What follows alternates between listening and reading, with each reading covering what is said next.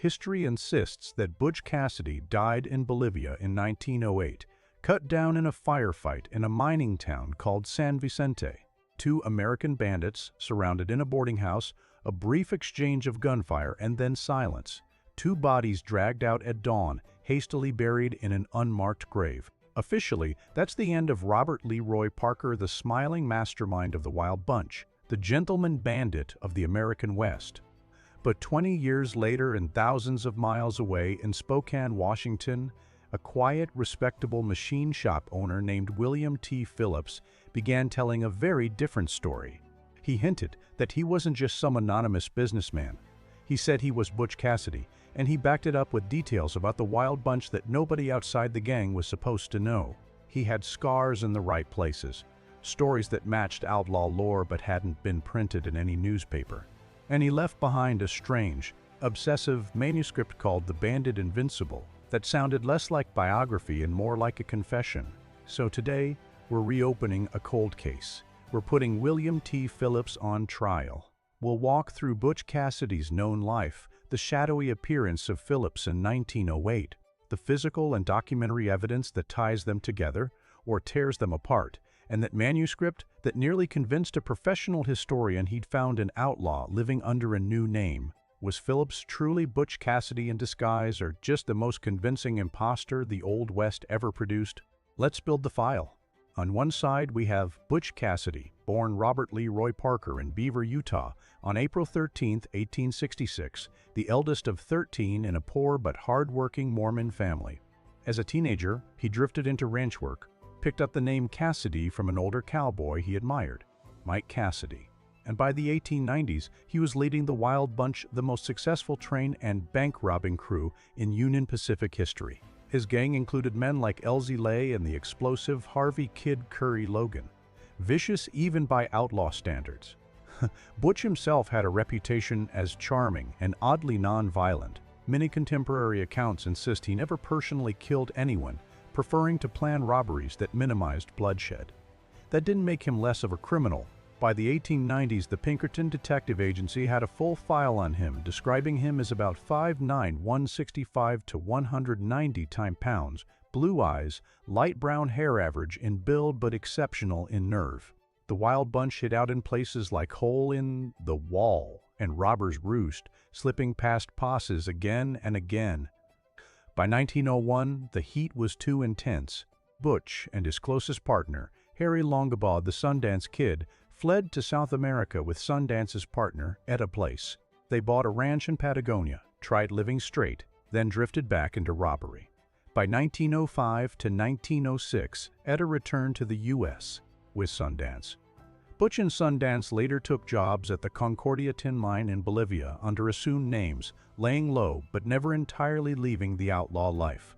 On November 3, 1908, two foreigners robbed an Aramayo mining payroll near Tupiza, Bolivia. On November 6th, Bolivian authorities tracked two suspects to a boarding house in San Vicente.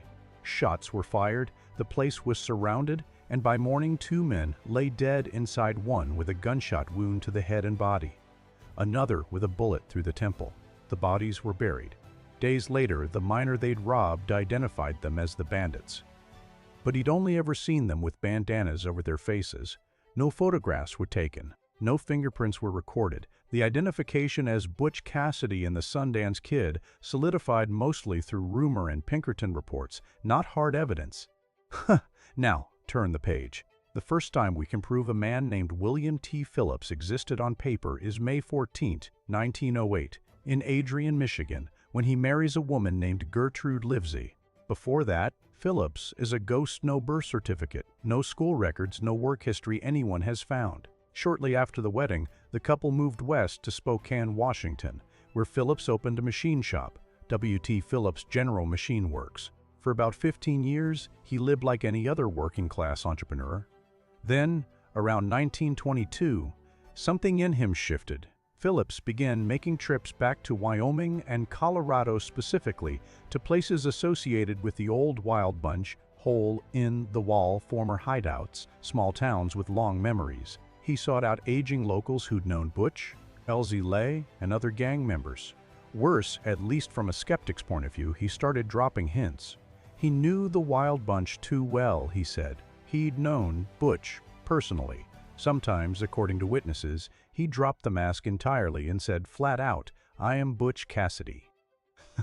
That claim raises two immediate questions. If it was a lie, why risk it? By the 1920s, the statute of limitations had expired on many of the gang's U.S. crimes, and the Bolivian shootout had officially killed Butch. Even so, publicly claiming to be a notorious outlaw could attract lawmen, reporters, or worse. On the other hand, if he was really Butch Cassidy, why hide for so long only to start confessing in late middle age when he had a steady business, a wife, and a quiet life?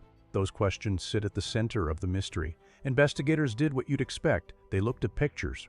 We have two clear images of Butch, his 1894 Wyoming Territorial Prison mugshot, and the famous 1900 Fort Worth studio portrait of the Wild Bunch in suits. Side-by-side comparisons with known photos of Phillips showed a passable resemblance, similar head shape, similar build, same basic description as the Pinkerton circulars. That alone proves nothing.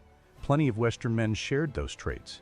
But some witnesses also pointed to scars on Phillips' body that they said matched injuries Butch had received in robberies and escapes. Unfortunately, no systematic medical record was made, and later researchers must rely on second-hand testimony. Where Phillips really began to stand out was in his stories. During those Wyoming trips, locals noted that he spoke about the Wild Bunch as if he'd been there and not just in broad strokes. He described hole in the wall and robber's roost with a level of geographic detail that made seasoned ranchers nod.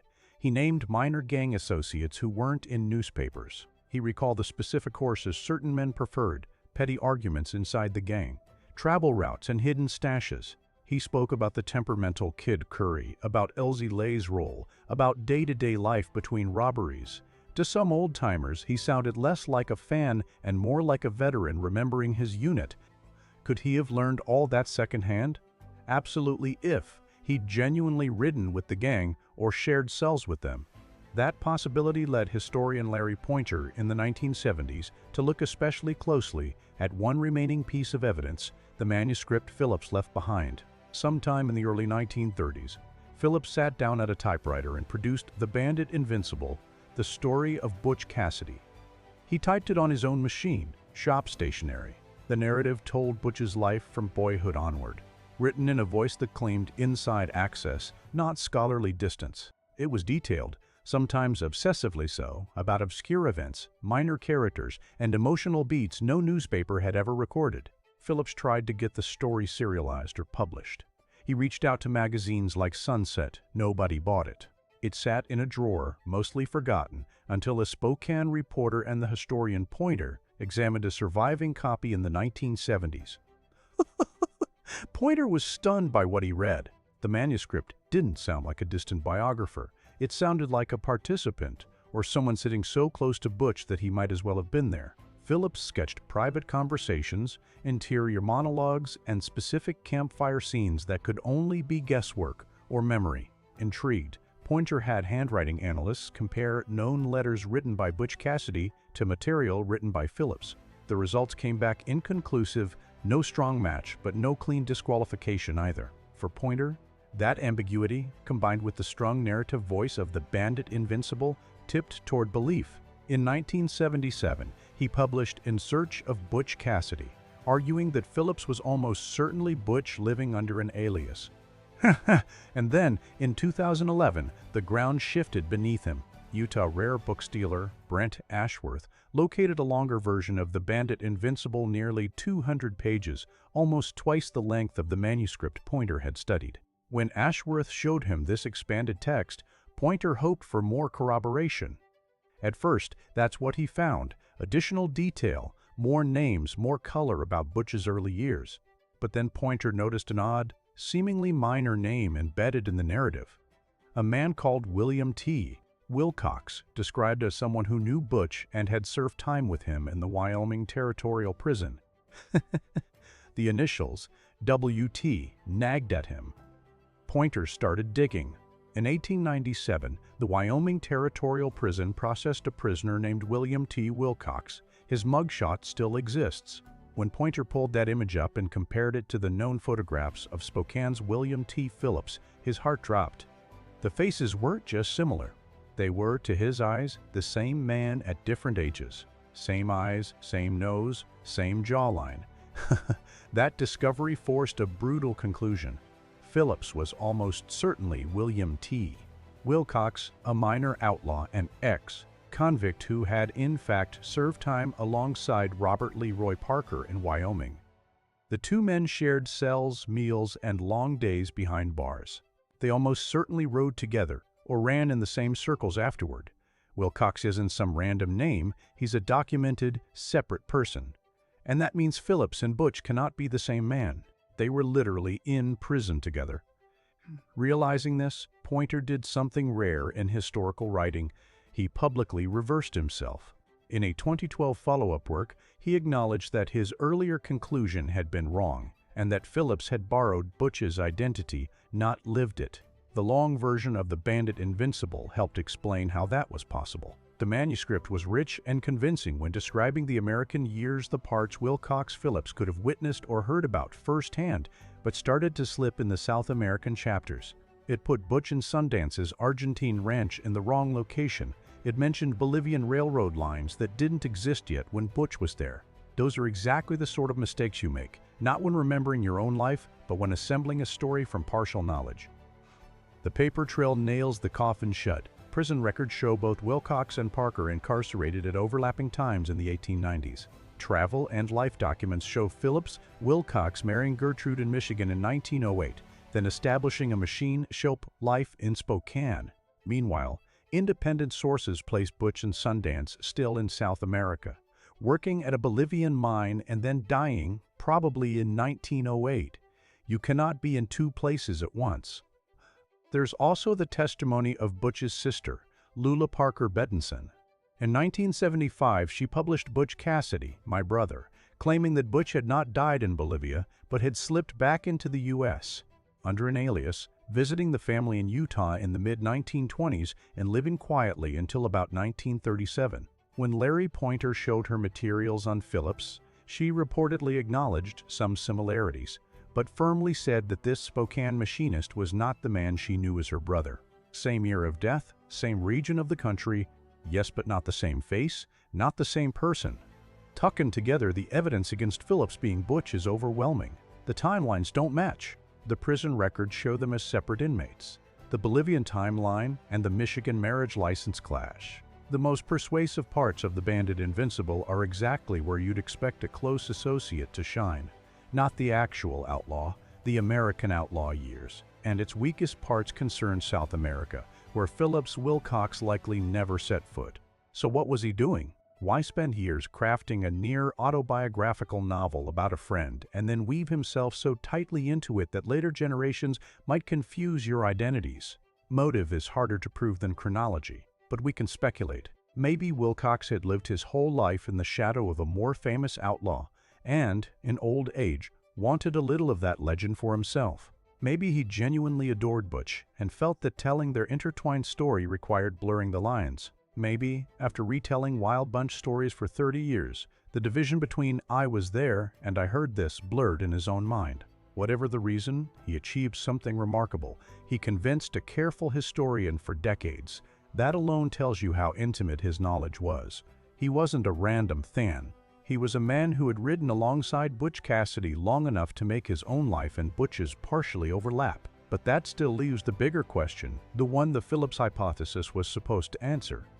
If he wasn't Butch Cassidy, then what did happen to Butch? The 1991 exhumation of supposed outlaw graves in San Vicente, Bolivia, led by forensic anthropologist Clyde Snow, should have settled the Bolivia story.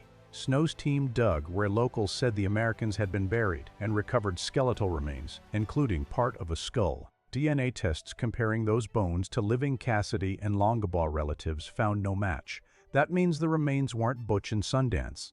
But it doesn't prove the shootout never happened. It suggests the graves were mislocated, or the wrong bodies were dug up, or that the original burials were too poorly recorded to track accurately. On the other side, Lula Bettinson's account of Butch returning to Utah and dying under an alias offers a more comforting story.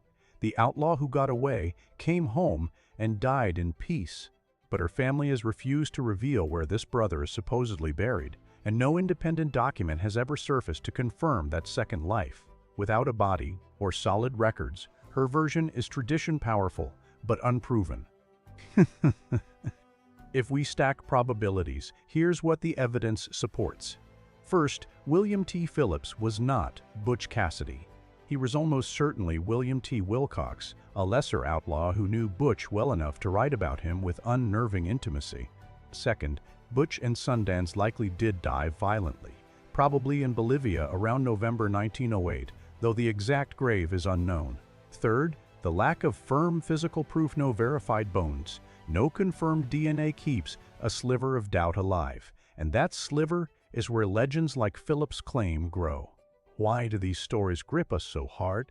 Because we don't want our folk heroes to die in anonymous rooms in foreign towns. We'd rather picture Butch slipping out a back window under cover of dark, changing his name, opening a shop in some quiet American city, and chuckling to himself every time someone says, "You know who you look like." A man like William T. Phillips offered that fantasy in convenient human form. In the end, he wasn't Butch Cassidy. He was something almost as interesting, a living reminder of how close real people stood to famous legends and how tempting it is, with enough time and distance, to step over the line and claim the legend for yourself. The real Butch Cassidy remains just out of reach, part documented history, part unsolved disappearance, and maybe that's fitting. Some ghosts of the frontier refuse to be pinned down, no matter how many bones we dig up or manuscripts we decipher.